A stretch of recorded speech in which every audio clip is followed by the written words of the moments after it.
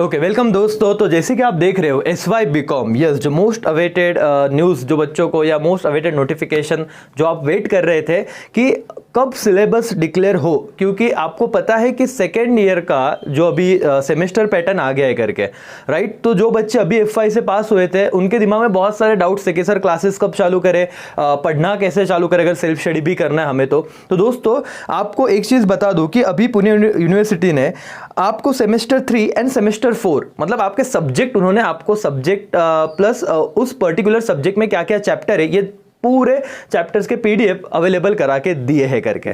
सो पहले मैं आपको ये बता दूंगा कि SY में कितने सब्जेक्ट है और इलेक्टिव सब्जेक्ट में से कौन सा सब्जेक्ट आपको इलेक्ट करना चाहिए करके, क्योंकि वही आपको TY में भी कंटिन्यू करना है। सो बहुत सोच समझ के आपको सब्जेक्ट सिलेक्ट करना होगा। मैं सीधा उस टॉपिक पे आता हूं जिसमें ज्यादा कंफ्यूजन होने वाला है आपको। स्पेशल इलेक्टिव कोर्स 6 नंबर का सब्जेक्ट है दोस्तों। करीब करीब इसमें 12 से 13 सब्जेक्ट दिए हुए, जिसमें से आपको एक सब्जेक्ट सिलेक्ट करना है। कितने? 12 से 13। और यही पे सबसे ज्यादा कंफ्यूजन का पॉइंट मतलब कंफ्यूजन क्रिएट होने वाला है, बिकॉज बाकी तो 5 सब्जेक्ट कंपलसरी है, वो मैं बाद में बात करता हूं। एक बार ये डिस्कस हो गया उसके बाद तो अब सवाल ये आता है कि सर इन 12-13 सब्जेक्ट में से हम कौन सा सब्जेक्ट सिलेक्ट करें। जैसे कि आपको स्क्रीन पे दिख रहा है, ये देखिए, ओके येलो में मैंने किया chapter number 6 special elective course. इसमें पहला सब्जेक्ट से बिजनेस एडमिनिस्ट्रेशन, दूसरा बैंकिंग है, राइट, तीसरा बिजनेस लॉज है, चौथा कोऑपरेशन एंड रूरल डेवलपमेंट है, पांचवा कॉस्टिंग है, business statistics 6 number, 7 number business entrepreneur, marketing, agriculture, defence, insurance and computer. तो ऐसे 12-13 सब्जेक्ट में से आपको कोई एक सब्जेक्ट सिलेक्ट करना है दोस्तों। बिना समय गवाए मुझे ऐसे लगता है कि पहले जो ग्रीन मैंने किए हुए हैं, राइट, एक मिनट, आपको ये जो है ये बैंकिंग, उसके बाद cost and work accounting and computer programming.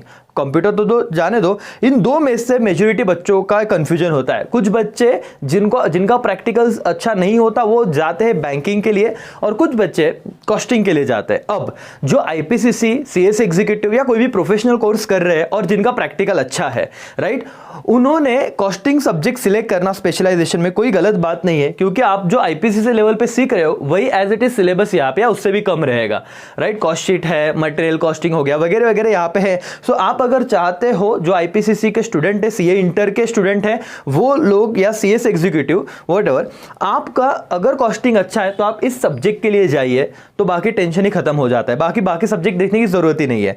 जिनको थोड़ा बहुत डाउट है सर कॉस्टिंग लेना ही नहीं है, तो मैं कहूंगा कि आप फिर बैंकिंग एंड फाइनेंस के लिए जाए, क्योंकि बहुत सारे बच्चों का फर्स्ट ईयर में भी ये सब्जेक्ट था करके। तो राइट, अगर आप ये सब्जेक्ट सिलेक्ट कर लेते हो तो फिर भी अभी टेंशन खत्म, बाकी 11-12 सब्जेक्ट देखने की जरूरत ही नहीं।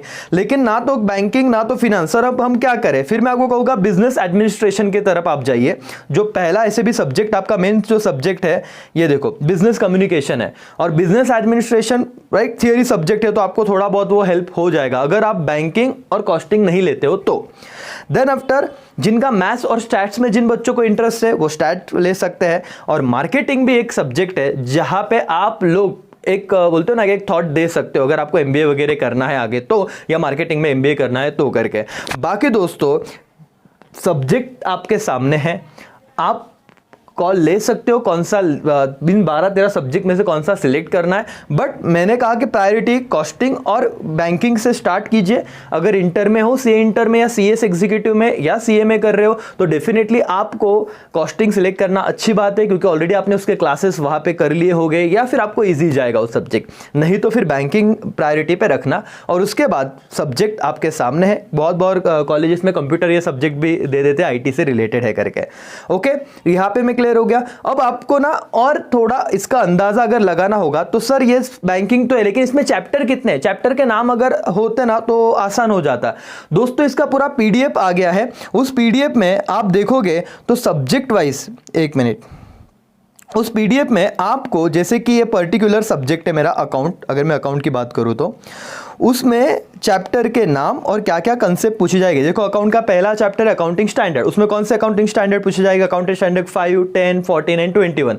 तो ये एक डिटेल में कंटेंट भी दिया हुआ है। अब आपको पीडीएफ मिली होगी तो अच्छी बात है, नहीं तो मैंने डिस्क्रिप्शन में लिंक दिया हुआ है एप्लीकेशन का, वो डाउनलोड कीजिए। उसमें आप फाइल्स जो होते हैं राइट, वहां पे अपने एप्लीकेशन में जाके आप सर्च करोगे तो SY सिलेबस करके एक फोल्डर मिलेगा, उसमें आपको दोनों सेमेस्टर 3 एंड सेमेस्टर 4 दोनों के पीडीएफ मैंने वहां पे अपलोड कर दिए, तो आपको सब्जेक्ट का कंटेंट पढ़ने के लिए वो इजी हो जाएगा दोस्तों।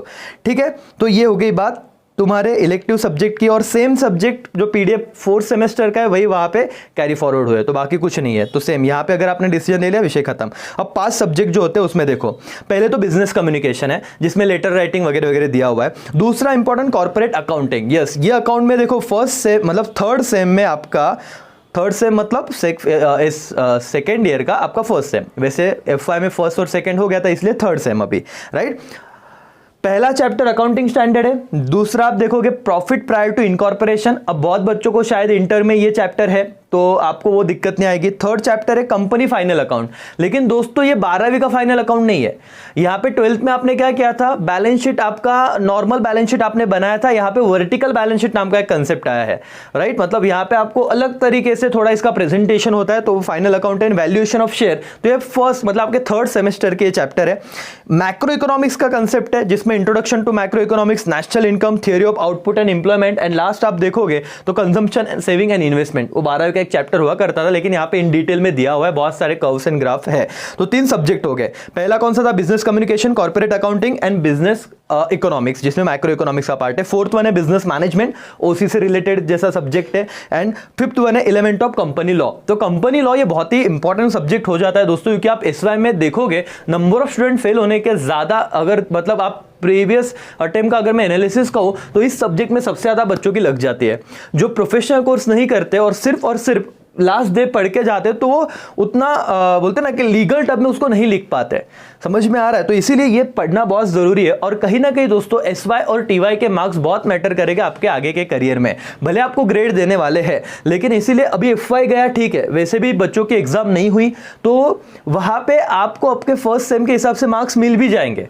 तो आपका जो भी कंफ्यूजन रहेगा, और फर्स्ट सेम ऐसे भी ज्यादा मायने अगर नहीं रखता तो सेकंड और थर्ड मतलब सेकंड ईयर, थर्ड ईयर ये सबसे ज्यादा इंपॉर्टेंट है आपके करियर के लिए। इसलिए बहुत अच्छे से ध्यान देना और ये समझ लेना इन सब का मतलब अगर मैं आपको ये बताऊं कि क्या क्या टॉपिक के नाम है, ये अगर आपको देखने हैं तो इस पीडीएफ में आपको मिल जाएंगे। और मैंने कहा कि पीडीएफ आप एप्लीकेशन में जाओ, वहां पे फाइल्स में आपको SY सिलेबस करके मिल ही जाएगा राइट, डॉक्यूमेंट्स में।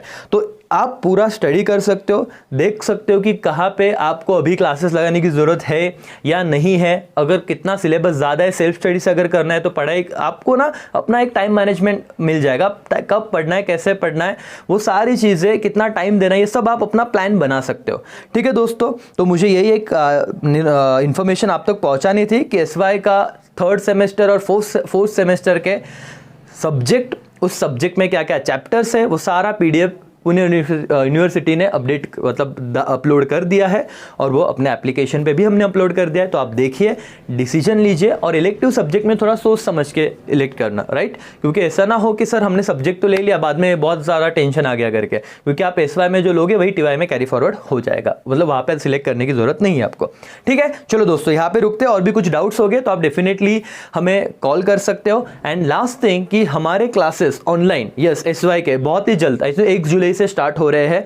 सो आप लोग हमें कांटेक्ट भी कर सकते हो। ऑनलाइन लेक्चर का क्वालिटी तो आप देख ही रहे हो, ठीक है। और भी अगर कुछ डाउट हो गया तो आप डेफिनेटली हमें कांटेक्ट कीजिए। बाय बाय, टेक केयर, जय हिंद, जय भारत।